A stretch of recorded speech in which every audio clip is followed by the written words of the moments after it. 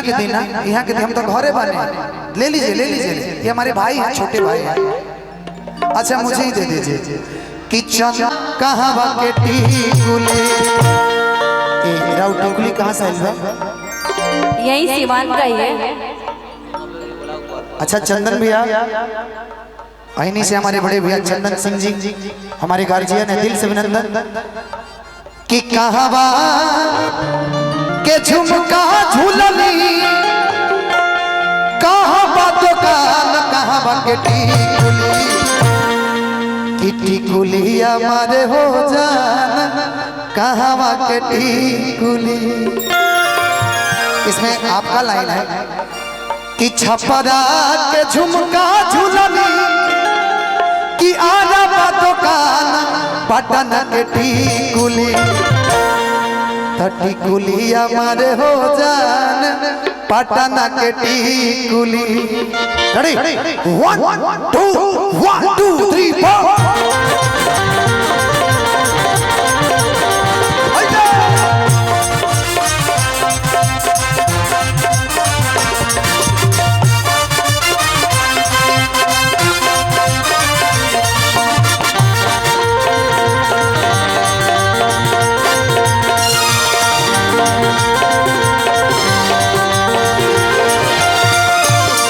कहवा के झुमका झूलनी, कहवा दुकान, कहवा के टिकुली।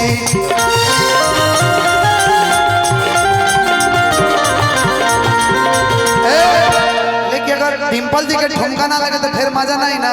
कि गोरी तो निहने अब हो प्यार वाली बात हो, प्यार वाली बात हो, दीदार वाली बात हो गया।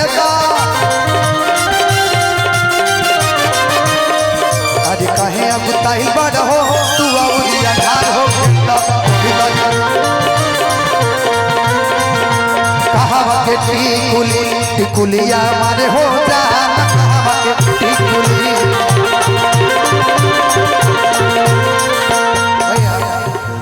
कि नथिया नोक वाला झुमका दुताला बा। लेकिन एक चीज है, आपका जो भी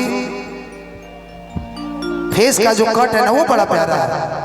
कि रौरा का जरा के बहुत तहलाबा। देखिए कभी कभी जब पहली बार मुलाकात हो तो बड़ा डर लगता है। पहला मुलाकात है कि सड़िया इन्हें आज तक हम कि सड़िया बनारसी पहनी, सड़िया बनारसी पहनी, चलो लूटान पटना के टिकुली।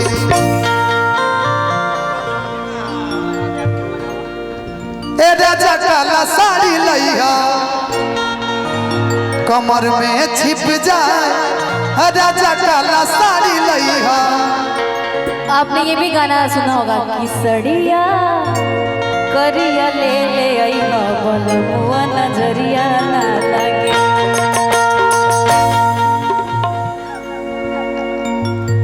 रउआ हमरा कंफ्यूज कर देनी कि सड़िया अरे करिया ले ले आइहा, बलमुआ नजरियो ना लगे।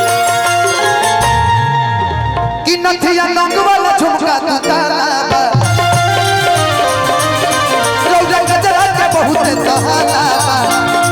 बाबा सड़िया बनारसी पहनी, सड़िया बनारसी पहनी, चलो लूटान छपरा में। पटना के टिकुली, तो टिकुलिया हमारे हो जान, पटना के टिकुली, टिकुलिया हमारे हो जान, पटना के टिकुली।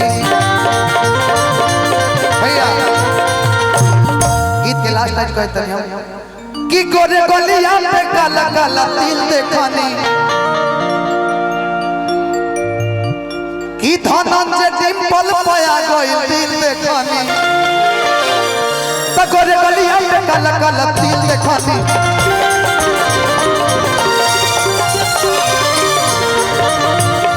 धनंजय खेसारी के आ गइल दिल देखनी।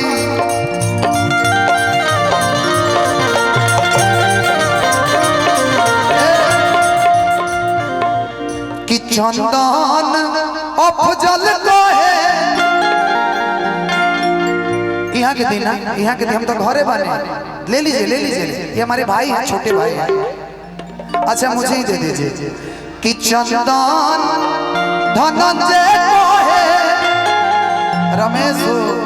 रमेश पागल ना है कि चंदन धनंजय को है पाडू जान मार पटन के टिकुली